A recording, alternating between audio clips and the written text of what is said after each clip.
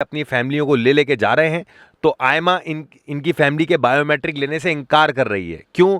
क्योंकि वो जो लोग सऊदीया, दुबई, बहरीन, कतर यानी गल्फ कंट्रीज में बैठे हैं या पुर्तगाल से, यूरोप से बाहर बैठे हैं, और वो मुझसे ये बात बोलते हैं कि मुर्तज़ा भाई सिर्फ 2 आर्टिकल बंद हुए हैं, आर्टिकल 88 और 89 बंद हुआ है, हमारे तो बच्चे हैं और हमारे बच्चे हमारे कंट्रियों में 7वीं 8वीं क्लास में पढ़ रहे हैं, इनको हम ले आते हैं यहाँ एडमिशन करा के, उनके बायोमेट्रिक करा के उनको कार्ड मिलेगा और हमें भी मिल जाएगा। इस हवाले से आपको बताऊंगा। दूसरा मेरे दोस्तों, आर्टिकल 6.1 और 6.8 जो लोग यहाँ पर आए हैं और आते ही इन्होंने कोर्ट के जरिए कार्ड ले लिए, जल्दी कार्ड जिन लोगों ने ले लिए और उनके यहाँ बेबी भी पैदा हो गए, तो उनको आर्टिकल 6.8 के तहत जाना चाहिए, नेशनलिटी अप्लाई करनी चाहिए, या आर्टिकल 6.1 के तहत अप्लाई करनी चाहिए। इसके ऊपर अपनी थोड़ी सी राय आपको दूंगा। तीसरा मैं बात करूंगा जो कि एक बहुत बड़ा मसला बना हुआ है, वो ये है कि वो तमाम मेरे प्यारे भाई जिनके पास 2-2 साल के कार्ड थे, उन्होंने फैमिली रियूनियन में अपनी फैमिलीज को यहाँ बुला लिया। जब उनकी फैमिलीज यहाँ पर आ गई और उनका कार्ड खत्म हुआ, उन्होंने बायोमेट्रिक दिए अपने 3 साल के कार्ड के रिन्यूअल के लिए, 8-8 महीने से उनके कार्ड फंस गए। क्या उनके साथ मामला हुआ जब वो अपनी वाइफ और बच्चों को आईएमआई लेकर गए बायोमेट्रिक के दिन, क्या उनके साथ मसाइल हो रहे हैं, उस हवाले से थोड़ी सी रोशनी डालूंगा, इसका हल बताऊंगा आपको। जी मेरे दोस्तों, वीडियो शुरू करते हैं। मेरे दोस्तों, सबसे पहला टॉपिक मैंने आपको बताया था कि आर्टिकल 88, 89 बंद होने के बाद जो आप लोगों के बहुत बड़ी तादाद में मैसेज आ रहे थे, वो यही खास तौर पे गल्फ से वो यही बात कर रहे हैं कि मुर्तज़ा भाई हम तो लीगल हो जाएंगे, हमारे बच्चे तो वहाँ पढ़ रहे हैं, हम अपने कंट्रियों से डिक्लेरेशन ला के, स्कूल की टीसी ला के यहाँ एडमिशन करा के सिंपल सा काम करेंगे, उनको एडमिट कराएंगे, एडमिट कराने के बाद उनको कार्ड दिला देंगे। तो मेरे दोस्तों, आप यकीन कीजिए कि पिछले कोई 2-3 महीने से जब से इमिग्रेशन बंद हुई है, मैंने कोई वकील नहीं छोड़ा, कोई लॉयर नहीं छोड़ा जिसके पास मैं गया नहीं हूँ। हालांकि मैंने इनको इनकी कई फीसेस भी दी हैं, क्योंकि ये अब तो मिलने के भी यहाँ लॉयर पैसे लेते हैं, क्योंकि उनको पता है इन्फॉर्मेशन लेके भाग जाएंगे, तो इनसे पैसे लो। मेरे दोस्तों, मैं पहले आप लोगों को ये चीज़ बता चुका हूँ कि मेरी एक बहन का मैंने जब यहाँ पे इंटरव्यू लिया था, उनके बच्चे यहाँ पे प्राइवेट स्कूल में, हालांकि वो जा रहे हैं, वो स्कूल का डिक्लेरेशन लेके आर्टिकल 9.2 के तहत जब वो आयमा जाती हैं, तो आयमा ने सबसे पहले उनसे सवाल ये किया कि आप बताओ कि आपका इस कंट्री में कॉन्ट्रीब्यूशन क्या है, आपकी क्रेडिबिलिटी क्या है इस कंट्री में, आप क्या हिस्सा अदा कर रही हैं, आप जॉब आपके पास नहीं है, फाइल लॉक आपने नहीं करवाई हुई, एक्टिविटी आपके पास नहीं है, ठीक है, वहाँ से पैसा आ रहा है आपका जो आपको यहाँ पे फीड कर रहे हैं, उसका उनका अकाउंट आपके पास नहीं है, ठीक है ना। तो उन्होंने उन बच्चों को उनके बायोमेट्रिक तो ले लिए मगर लटका दिया, अभी तक उन बच्चों के कार्ड जो हैं वो मौसूल नहीं हुए हैं। तो इस बात को भी कम से कम कोई 1 साल से ज़्यादा होने को होगा, तकरीबन 1 साल हो गया होगा। तो मेरा आप लोगों को बताने का मकसद ये है कि ये हरगिज़ एक बात ये ना समझें, ये मैंने आपको पहले ही चीज़ क्लियर कर दी थी कि हरगिज़ ना समझें, अगर आर्टिकल 88 और 89 बंद हो गया है तो इस आर्टिकल के साथ बहुत सारे लॉ जो हैं इनके वो ख़त्म हो गए, ठीक है। क्योंकि अब आप जब आयमा में जा रहे हैं, पहले भी यही था, जब आप आयमा में जाते थे अपने छोटे बच्चों को लेके जो 6 और 7 के थे, तो उनसे आप लोगों से सवाल करते थे कि भाई अपनी क्रेडिबिलिटी दिखाएं, अपनी जॉब दिखाएं, अपनी फाइल लॉक दिखाएं। तो जिन बाजी का मैं आपसे जिक्र कर रहा हूं, उन्होंने बाद में फिर अपनी फाइल लॉक कराई, इमिग्रेशन उस वक्त ओपन थी, उन्होंने फाइल लॉक कराई, अपनी एक्टिविटी खुलवाई, जो छोटा मोटा वो काम कर रही थी वो एक्टिविटी में उन्होंने दिखा के अपनी ग्रीन स्लिप बना के फिर जाके उन्होंने फालते क्लियर किए, तो अब जाके उनका मसला हल हुआ है, लेकिन अभी तक उनका कार्ड नहीं आया, ठीक है। अच्छा, अभी दूसरी चीज़ मैं आपको हल भी बताऊँगा, और मुझे पता है कि बहुत सारे लोग मुझे ये बात बोलेंगे कि मुर्तज़ा भाई अब जो ये आप हल बता रहे हो ना, अब हर आदमी यही करेगा और इस तरीके से आदमी कार्ड लेगा, ठीक है ना। तो बताना इसलिए मेरे दोस्तों सबसे ज़्यादा ज़रूरी है, क्योंकि बहुत सारी फैमिलीज़ मैं यहाँ पे ऐसी जानता हूँ कि वो जब उतरी हैं, जब फाइल लॉक होना बंद हो चुका था और वो अपने पीछे से घर बार सब बेच कर आए हैं।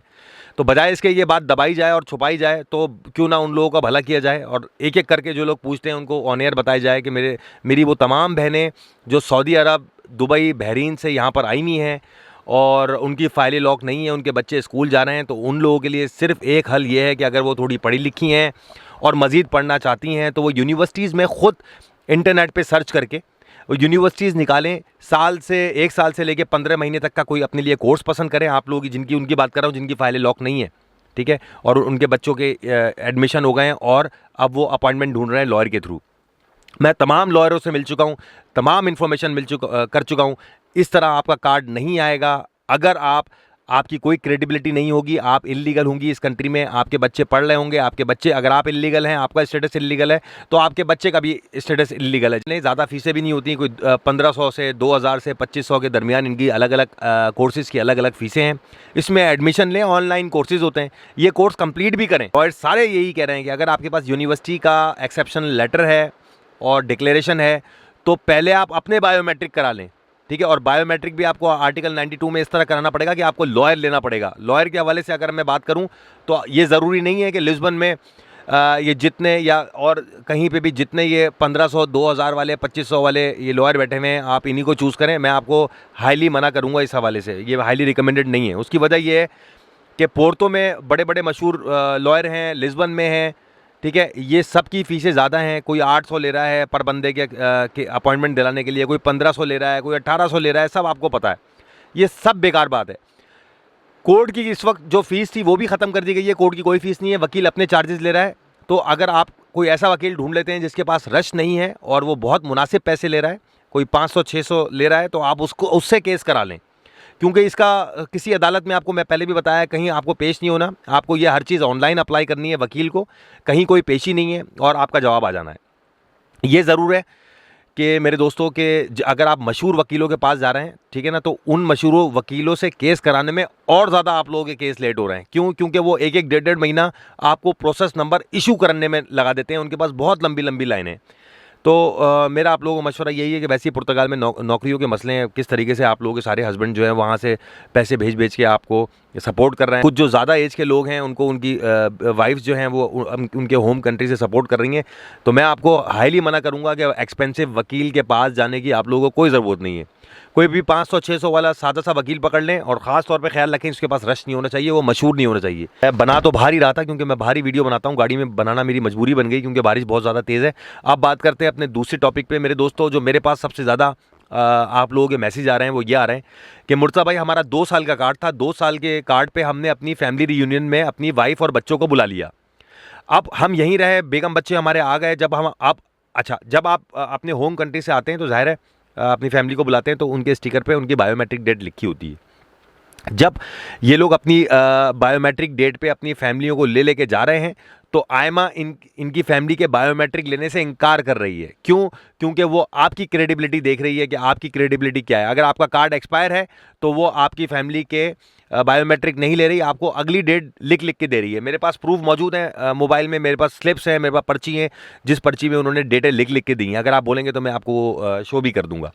तो इसका हल मेरे दोस्तों सिर्फ यही है। मैं अभी रिसेंट 3 दिन पहले लॉयर के पास गया था, तो उन्होंने मुझे बताया, बल्कि 2-3 लॉयर के पास गया था, उन्होंने मुझे बताया कि इसका हल सिर्फ यही है कि अगर आपके बायोमेट्रिक हो गए हैं, आयमा जो है वो आपके बच्चों का और वाइफ का बायोमेट्रिक नहीं ले रही इस वजह से क्योंकि आपका कार्ड एक्सपायर हो चुका है और आपने बायोमेट्रिक दिए हुए हैं। आप 8-8 महीने 9-9 महीने से अपने कार्ड का इंतजार कर रहे हैं, मगर अभी तक आपका कार्ड रिन्यू होकर नहीं आया है। तो इसका सबसे बेहतरीन हल ये है कि डेली 6-7 दिन तक डेली आप आयमा को कॉल करें या उनके एड्रेस पे ईमेल करें, एक प्रूफ बना लें 6-8 दिन का इस तरीके से। उसके बाद फिर वही बात बोलूँगा, किसी भी सस्ते लॉयर के पास चले जाएं जिसके पास रश ना हो और उसके पास जाके आप अपना ये केस अप्लाई करें और उस केस में सारी चीज़ आपका वकील जो है वो लिखेगा कि इनको कार्ड इशू किया जाए, क्योंकि 8 महीने 7 महीने ऑलरेडी हो चुके हैं और एमरजेंसी में इनको ट्रैवल करना है। That's why he need to renew his card. दूसरा, एक बात आपको और बताता चलूं कि अब जो भी मेरा भाई आयमा में जाएगा अपनी फैमिली को लेके फैमिली रियूनियन में बायोमेट्रिक कराने के लिए,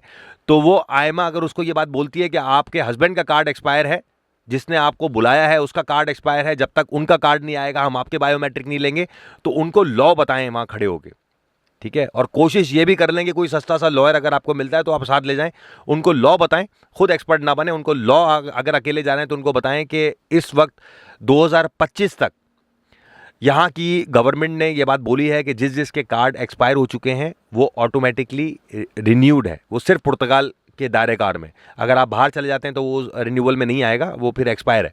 अगर पुर्तगाल की टेरिटरी में आप रहते हैं और या अगर आप अपने बीवी बच्चों का बायोमेट्रिक कराना चाहते हैं तो आपका कार्ड वैलिड है। वो कार्ड नंबरों में तो एक्सपायर है लेकिन वैसे वो वैलिड है, क्योंकि यहाँ की सरकार ने, मैंने आपको बताया पहले भी, कि 2025 तक उसको अलाउ कर दिया है कि आप अगर आपके कार्ड एक्सपायर हो गए तब भी वो वैलिड है। सवाल मैं उनका उठा रहा हूँ जिनके मेरे पास ये मैसेज आए हुए हैं, मुझसे ये बात कर रहे हैं कि मुर्तज़ा भाई हम डी कैटेगरी पे आए थे, और कुछ लोग कह रहे हैं कि मुर्तज़ा भाई हम आते ही हमने 3 महीने में कार्ड ले लिया था, तो हमारा यहाँ बेबी भी हो गया, तो हमें कौन सी नेशनलिटी के लिए अप्लाई करना चाहिए, आर्टिकल 6.8 या आर्टिकल 6.1? तो मेरे दोस्तों, इसके ऊपर मेरी थोड़ी सी रिसर्च है, अगर मैं आपको बताता चलूँ, क्योंकि आपको पता है 6.8 जो है वो बेबी बेस पे है का कानून। ये बात बोलता है साफ तौर पे कि अगर आप पुर्तगाल में लीगल या इनलीगल 5 साल गुजार चुके हैं तो बच्चे की बेस पे आर्टिकल 6.8 के तहत आप नेशनलिटी अप्लाई कर सकते हैं, ठीक है। आर्टिकल 6.1 क्या था? आर्टिकल 6.1 ये है कि जो आपको पहला कार्ड मिला था, पुर्तगाल में। पहले कार्ड से लेके पूरे लीगल स्टेटस पे आपने जब 5 साल कंप्लीट कर लिए तब जाके आप नेशनलिटी अप्लाई कर सकते हैं। आपका टाइम काउंट होगा आर्टिकल 6.1 में जब आपको पहला कार्ड मिला है। इसके ऊपर पीछे आपको पता है कि पिछली हुकूमत ने एक लॉ भी पास कर दिया था जिसमें वो ये बात बोल रहे थे कि अगर आप सिर्फ ये बात शो कर देते हैं कि पुर्तगाल में आपको कितना अरसा हो गया है, अगर 5 साल कंप्लीट हो गए चाहे लीगल हो या इनलीगल हो, तो हम आपको पासपोर्ट इशू कर देंगे। बट इम्प्लीमेंट हो गया, वो इनकी बुक में भी आ गया, बट ये नई जब से गवर्नमेंट आई तो इसको मुझे नहीं लगता कि इम्प्लीमेंट करेगी।